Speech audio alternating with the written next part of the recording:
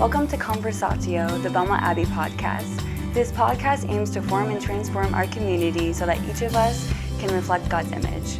And I'm your host, Sarah, and today I'm joined by Dr. Imparato, Chair of the Politics Department at Belmont Abbey College, and Hans von Spakovsky, Director of the Heritage Foundation's Election Law Reform Initiative, as well as Youthan, who is the President of Belmont Abbey's College Republican Club.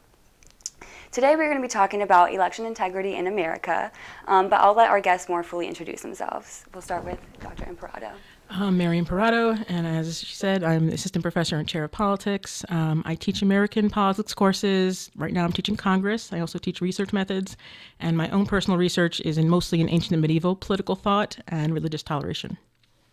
And I'm Hans von Spakovsky. I'm a senior legal fellow at the Heritage Foundation, which is the world's largest conservative think tank. I'm their election analyst, and I've been working on this issue for several decades. I've been both a county election official in 2 different states, which is where elections are run in this country, as well as, for example, working at the Justice Department to enforce our federal voting rights laws. And also I was a commissioner for 2 years on the Federal Election Commission, which is responsible for regulating the raising and spending of money in all federal campaigns.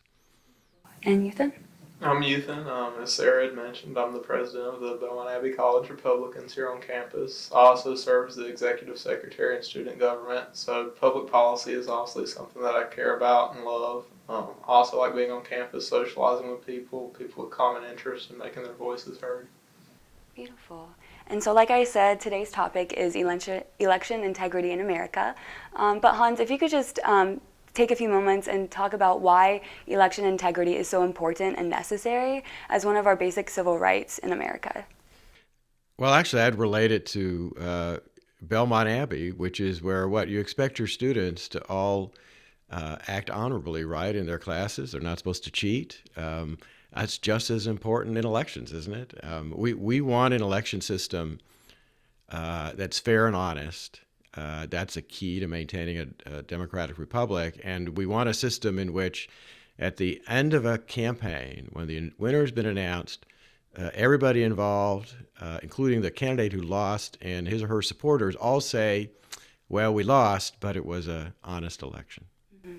Very, very good. And I feel like, that reaches the Belmont Abbey level as well with SGA and everything. With any kind of election, we want to make sure that the winners and the losers feel justified with the outcome. Yeah, I think that's very, very important. And it's very regretful that this has become a partisan issue, because that's not the way it used to be. There used to be bipartisan concern over making sure we had clean elections. Folks probably don't remember this, but back in 2005, former Democratic President Jimmy Carter and former Republican Secretary of State under Ronald Reagan, James Baker, actually formed a commission on federal election reform. It was bipartisan. They issued a report on all these changes that they said ought to be made. One of the recommendations was voter ID. Every state ought to have one. Yet if you mention that today, I mean, all these people say, oh my gosh, you're trying to keep people from voting. That was a bipartisan recommendation not that long ago. That reminds me, the 2000 election was so contested, and the Help America Votes Act came out of that, right? And it seemed like that was almost more bipartisan. Like both sides recognized that what happened in Florida in 2000 was bad news. And like nobody really benefited by like Al Gore kind of withdrawing, and that wasn't a great outcome. Both sides were kind of upset with that and wanted things to get better. But comparing that to what happened in the fall of 2020, you have a lot of rancor around that, to the point where we get what happened on January 6th. And I want to ask you about that. Like, this came to the forefront of all Americans' minds, election integrity, in November of 2020. And your approach to it, I think, was you didn't latch onto conspiracy theories, and you didn't shout fraud without any sort of evidence. So what is your take on what happened in 2020? Was there fraud, or is that just a figment of Trump fans' imagination? They're just sore losers. Well, we don't really know, and we're not ever going to really know, because as you realize, that there were a number of lawsuits filed in different states. Almost all of those lawsuits were dismissed on procedural grounds. Judges threw them out saying folks didn't have standing to sue, or they waited too late to file. They never got to the stage they should have gotten to, which is where you have a hearing, where the witnesses who are claiming fraud happened come in and they testify, they're cross-examined. If we had done that, then we probably could have gotten to the bottom of these claims. But that didn't happen, and it's not going to happen. So I guess what I would tell folks is we need to take the lessons from that and just go forward and try to clean up the system so that that issue doesn't happen again. What do you think would be the next steps of going forward and cleaning that up? As you said, would it be voter ID, or do you think there's a whole series of things that should be done? Requiring an ID to vote is just basic. And for those who say, oh my gosh, we shouldn't do that, the American people disagree with that. The polling shows that is overwhelmingly supported by Americans. It doesn't matter which political party they support, doesn't matter their race or ethnic background. But we also need to do things like clean up voter rolls. Mm-hmm. You don't want people who are registered in both North Carolina and South Carolina at the same time voting in both states. And I can cite you instances of that. That's the kind of thing, all those kind of measures aren't going to keep anybody who's eligible from being able to vote, but you can try to deter and cut down on fraud. We want a system, you've probably heard this a lot, right?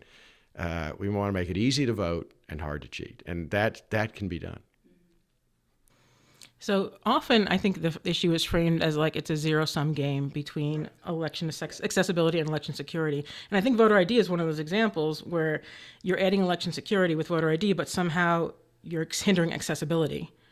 And voter ID is obviously popular with the American public, but is there any, truth to that claim? That No, it's not. And in fact, what I have found is if you talk to voters, they'll tell you they want two things in elections. They want both access and security. And anybody who says that one counteracts the other and you can't have both, that is just not true. And with voter ID, I mean, that's not the only thing states should do. But going back to that, look, we've got data now on turnout from numerous states since 2008. 2008 was the first year we had photo voter ID requirements in places like Georgia and Indiana. And all the turnout data shows that it doesn't keep anybody from voting. In fact, turnout in places like Georgia, which put in a photo voter ID law, they've had record voter registration, record turnout since then. So this idea that this keeps people from voting, it's not just wrong, it's patronizingly racist. Because what these folks are claiming is that if you're a minority in this country, why you just can't cope with that. And that's just absurd. And in fact, voters have shown that that's not true. Something you said reminded me of something we just talked about in the Congress class. And it was reasons why Americans don't vote in the same numbers that other, advanced Western democracies do. And one of the reasons political scientists throw out there is like cynicism, that people think their vote doesn't matter, it's not worth it, nobody listens to me. And I wonder the extent to which, like, if you have voter ID and the elections are more secure, will that encourage people to come out there? Because then they'll actually trust it. My vote matters. It's going to get counted correctly. There is some evidence of that. I don't want to take up too much time, but I'll just tell you very quickly. About 10 years ago, I did a case study of a big voter fraud case in Alabama. The Justice Department prosecuted about a dozen locals for engaging in fraud, absentee ballot fraud mostly. This was a very poor county in Alabama. It's about 70-80% African American. And all these civil rights groups claimed that this prosecution was to suppress votes. And you know what happened after these successful prosecutions? Turnout in the county went up. And I am convinced it's because a lot of people knew this fraud was going on, and now they were going, hey, this is stopped, now my vote's going to count. And that's a demonstrable phenomena, I think, in places that have had fraud cases actually prosecuted. That's great. That's something we really have to, that point we have to bring out when people say you're just trying to engage in voter suppression. Quite the opposite, right? One of the things with the 2020 election, right, can't overturn the election now, but it seems like some states are doing postmortems where they're doing audits and see what went wrong, was there fraud?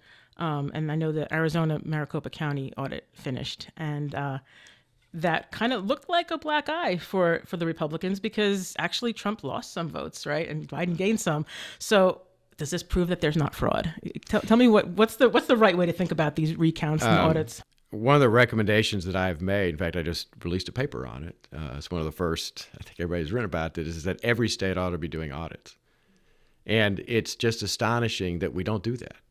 Audits are ubiquitous in the business world. Every corporation in America goes through audits. So do a lot of churches, nonprofit organizations, and yet it doesn't happen in elections.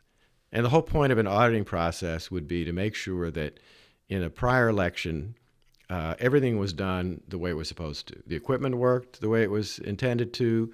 The law was complied with. And the point of that is, if you measure it, you can fix it. And audits should bring up any kinds of problems so that you can ensure that those problems don't happen in future elections. And every state in the country ought to be putting that in. Texas just recently passed one of the first laws in the country requiring audits after every election in 4 randomly selected counties across the state. And that's a good idea. So when they recount ballots and they don't detect fraud, what are they not looking at, though? The machines counted it right, apparently. Yeah, but see, a lot of people make a basic mistake. A recount is not an audit.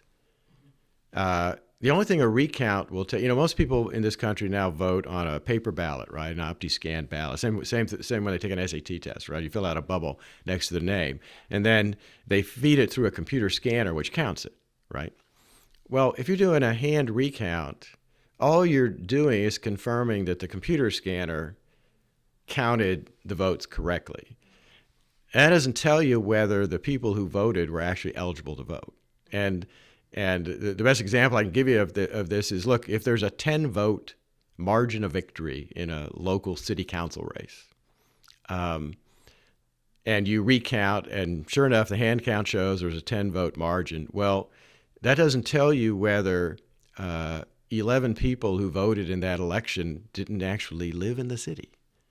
And for anybody who thinks that doesn't happen, an election just got overturned this summer in Compton, California, after a judge found in a city council race, it was decided by 1 vote, that half a dozen individuals had falsely registered to vote as if they lived in Compton, but they didn't actually live there. So the recount showed, yeah, they counted it right, but that didn't turn up this voter registration problem. And audits ought to include looking at that kind of thing. I think a little closer to home in North Carolina, we've experienced this. Now, this is a purple state, so very contentious politics. Has North Carolina experienced fraud in elections, and not of the recount variety, but of other more, other malfeasance? Yeah, yes, it has. A couple years ago at the Heritage Foundation, we started an election fraud database. It's the only one in the country. And you can go to our website, it's heritage.org. We have a map of the United States, and click on any state, and it'll bring up a list of the proven cases of fraud in the state. Now, this is just a sampling. It's not a comprehensive list. And by proven, I mean we don't put a case in there unless somebody's been convicted in a court of law, or a judge or an official government agency has overturned the election, like the State Board of Elections in North Carolina did 4 years ago in NC9, North Carolina's 9th Congressional District. I actually looked at that list before I came down to Belmont, and you've had everything here from absentee ballot fraud to people registering to vote who don't actually live in the state, live in other states. You've had aliens, non-citizens, voting in the state. I mean, there's a whole series. Oh, and several cases of people who voted in the names of relatives who had died, and they used their ballot to vote. So, unfortunately, you've had a wide variety of different kinds of fraud in the state, which doesn't make you any different from a lot of other states. Now, NC9, that was a case of ballot harvesting? Is that sort of what's ballot harvesting exactly? Yeah. It wasn't just ballot harvesting. I call that actually ballot trafficking. And by what we're talking about that is, in many states, well, in every state, if you vote by absentee ballot, you can mail it back. You personally can deliver it to election officials. A member of your family can. a designated caregiver. But a lot of states are smart and they forbid any strangers from showing up to pick up your ballot. Because why in the world would you want to give candidates and campaign activists and party people, why would you want them to get their hands on a ballot?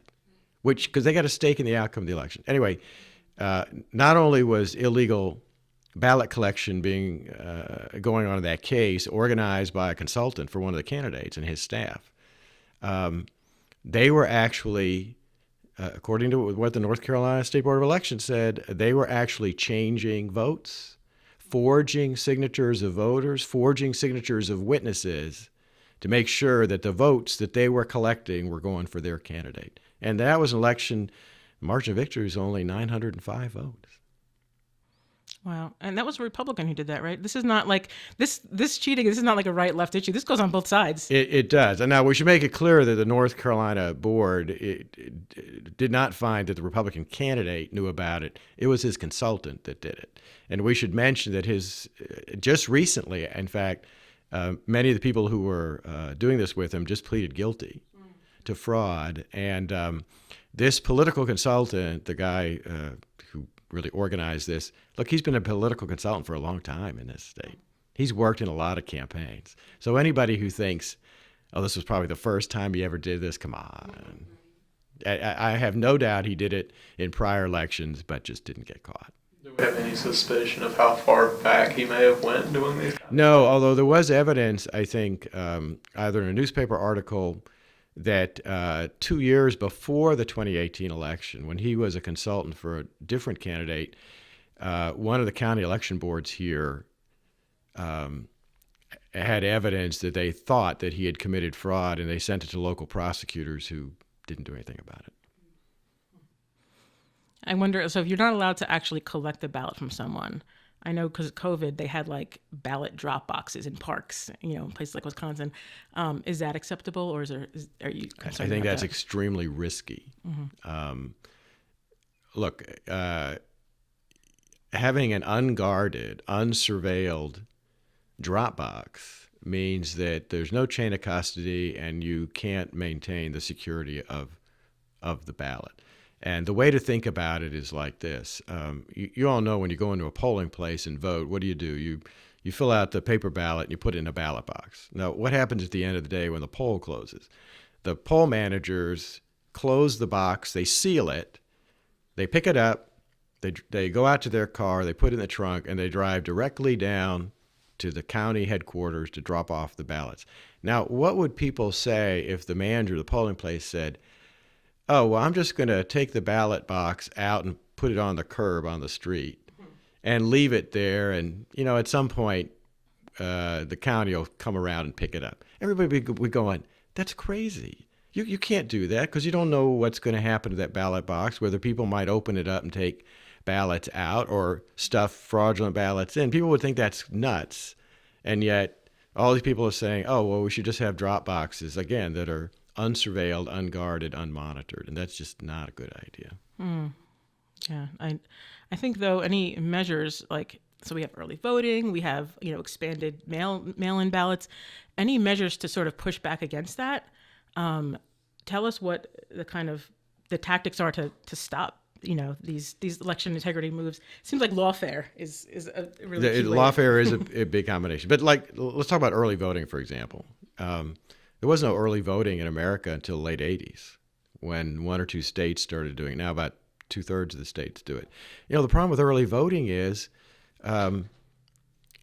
just recently they had a big debate in Pennsylvania, right, between Dr. Oz and Mr. Fetterman, who were running. Well, early voting started in Pennsylvania weeks ago. What that means is any voter whose choice was changed by watching that debate, if they already early voted, it's too late to do anything about it. Or, Mary, as you know, there's an expression, right, an October surprise? Right. The October surprise, right, is often information, sometimes scandalous information comes out about a candidate just a couple days before Election Day. Well, if that comes out and, again, you have voted weeks before Election Day, you can't change your vote. It's too late. And that's one of the reasons I don't think early voting is really a good idea, although, look, voters like it because they think it's very convenient. Do you have any sort of like principled objection that, the election should be a snapshot of the public on one day?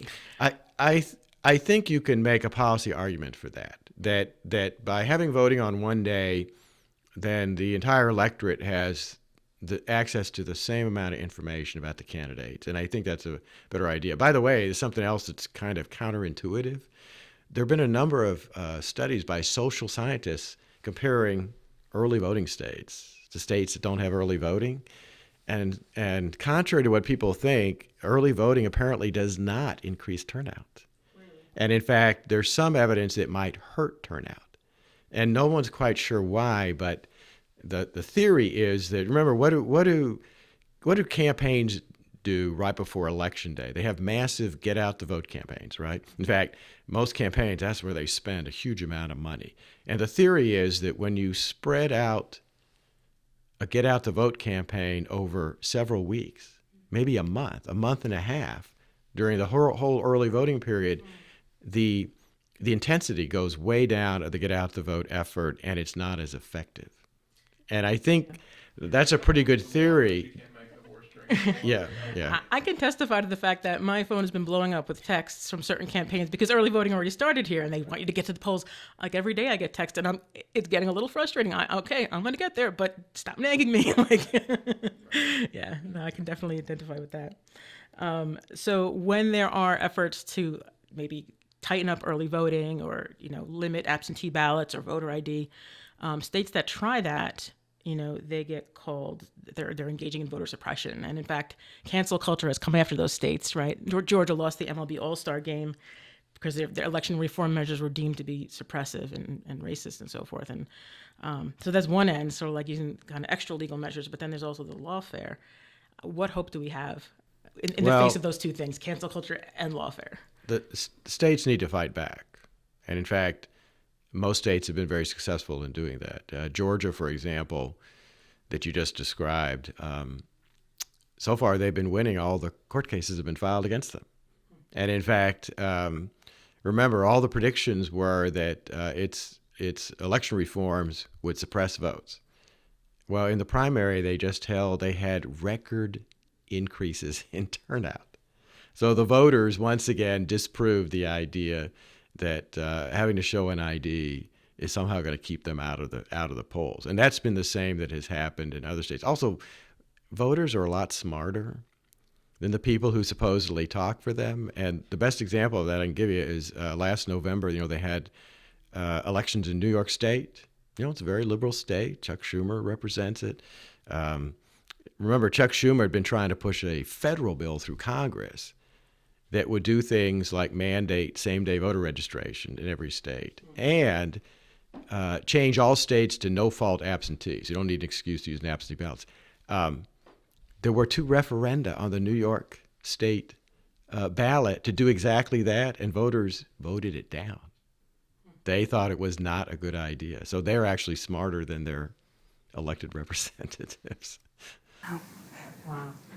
So when we're talking about voter security, I'm going to ask this to both of you. I don't know if you've seen this, but yesterday Hillary Clinton released a video claiming that the Republican Party is already rigging 2024 presidential elections in favor of the Republican Party through state legislatures. Do you think that's possible? Do we have suspicion that Hillary Clinton's going to win? That's just ridiculous. Do we have suspicion that Hillary Clinton's going to run again? Well, I don't know about that, but if she's going to run again, but that's just an absurd claim. It all goes back to all the claims that were made saying that the election reforms passed by Texas and Georgia that were Jim Crow 2.0. That's just not the case. And in fact, turnout in the elections this year proves it's not the case because we're seeing record registration rates and turnout rates.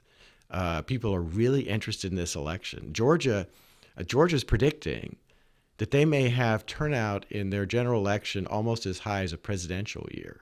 That is unprecedented. Turnout in congressional elections is always much lower than a presidential year, but that tells you just how absurd this claim is that she's making. And how are they rigging election? Requiring somebody to show an ID? That's rigging an election? Oh, come on. That's just nutty. I mean, if you're actually able to pass laws, it's technically not rigging. It's just getting laws passed by the people's elected representatives. Exactly. No. That's exactly right. Right. And if she thinks that showing an ID is rigging an election, well then they need to go after almost every county government in the country, because if you check the county governments, you'll see that if you want to get a marriage license, guess what you need? A government-issued photo ID. And I was talking with Dr. Imparato earlier, like nowadays when you order your groceries online to go pick them up at Walmart, you even have to show your ID there to pick up your groceries. That's grocery suppression. Yeah. Or like you want to exercise your Second Amendment right? Try doing that without a government-issued photo ID. Or remember, because we're in the heart of the South. Remember the civil rights movement of the '60s. What was one of the things that they were fighting for? The ability to use public transportation, right? Well, you want to get on an airplane. You can't get on an airplane without a government-issued photo ID. They were also fighting for the ability to stay in any hotel anywhere, right? You can't check into a hotel without showing a government-issued photo ID. So the idea that voting should somehow be different is just foolish and doesn't make any sense. And again, the American people just don't agree with that. Yeah, it seems like they can garner some electoral advantage by not having people show voter ID. Like, I'm trying to think, what is the... It doesn't seem like to be a principled argument. It's not. What is their aim? So they are admitting that they have goals to commit fraud, so they don't want people to use ID. Like, what's the end game there? They want Aunt Susie from 20 years ago that's 6 foot under voting for them. I mean, there's multiple questions that come into play with this. Yeah, no, it's very true. And look, that's just another issue. But I don't want people to think. I don't want anybody to think that there's no point in voting because of problems. That's just not true. And all you have to do is look at the close elections that we have all over this country to realize every vote does count. I mean, you all think about the fact that in the last congressional elections, as part of the presidential race, we had a congressional race in Iowa decided by 6 votes. So all it would have taken is 6 more votes in 6 precincts, 1 more vote in 6 precincts in Iowa, and you would have had a tied election. So every vote counts, and everybody needs to get out and vote. I have one thing that happened in 2020, and I'm wondering if any states have addressed this, but you had Mark Zuckerberg with the Zuckerbucks, and so he has this nonprofit, and instead of doing the hard work of using that money on get out the vote operations, I'll use that money on administering elections.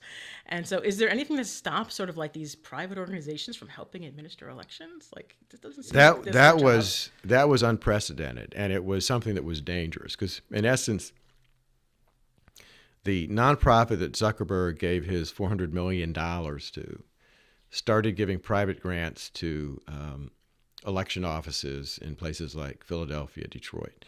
And they claimed it was nonpartisan, but if you look at the flow of money, almost all of the money went to only one kind of election offices in large urban areas that predominantly votes for one particular political party. In essence, what they did is they took, as you were describing, they took the money that's normally used for get-out-the-vote campaigns by candidates and a political party, and they moved it into government offices. And they got these government offices to do their get-out-the-vote campaign. That's extremely dangerous. No private donor, whether they're conservative or liberal, should be able to do that. Because of that, about 12.5 states passed reforms barring all private donations to election offices. Okay. So that's a good thing. And in fact, in Pennsylvania, where you have a split government, you have a Democratic governor, you have a Republican legislature, the Democratic governor vetoed almost all of the election reform laws that the Republican legislature passed, with one exception. And he recently signed into a law a ban in Pennsylvania on private donors giving money to election officials. That was probably the biggest single factor in the 2020 election. If you look out if you look at turnout numbers, it significantly increased turnout in those urban areas in comparison to other parts of the state. So that was probably one of the biggest factors in that election. Wow. There, it's like a step ahead. It was a kind of a clever place to put his money. If you have to give him credit where credit's due in a way. But so, yeah, go in.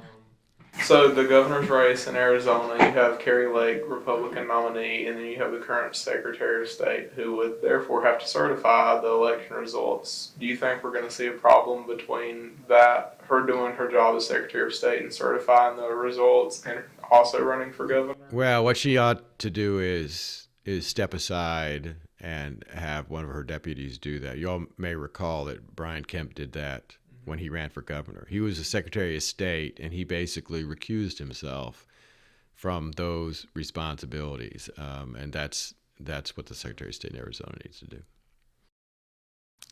One last question to kind of give our listeners a little bit of hope here.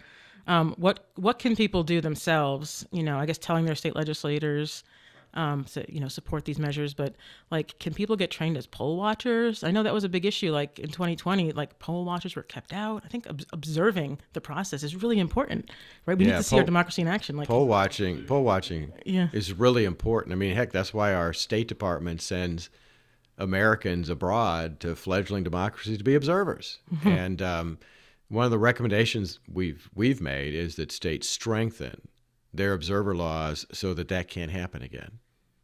People get thrown out. The other thing folks should do if they want to talk to their legislators about improving the election process is something else we've put together at Heritage. It's called our Election Integrity Scorecard.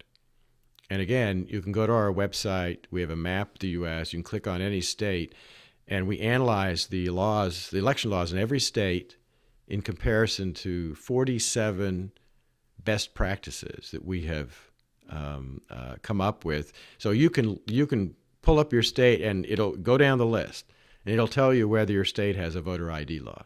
It'll tell you whether your state takes the basic steps needed to clean up your voter rolls. And you can use this to go to your state legislators and say, look at all these things we're not doing. Why aren't we doing this? I love that, because I feel like, especially like it can be like election fraud is like that big bad like wolf, it's like we can't really do anything, but that's good to know that like those are the actions we can do on like our own personal level. Yeah, but the biggest thing is be a poll watcher, or even better, volunteer to actually be one of the people who works in your local precinct. Because if you're working in the local precinct, then you can make sure that everything's being done above board in the way it should be. Well, thank you guys so much for this amazing conversation. Thank you to our audience for joining us. If you enjoy Conversatio, please subscribe and tell your friends. Conversatio is available through Spotify, Apple, and Google Podcasts. Until next time, God bless.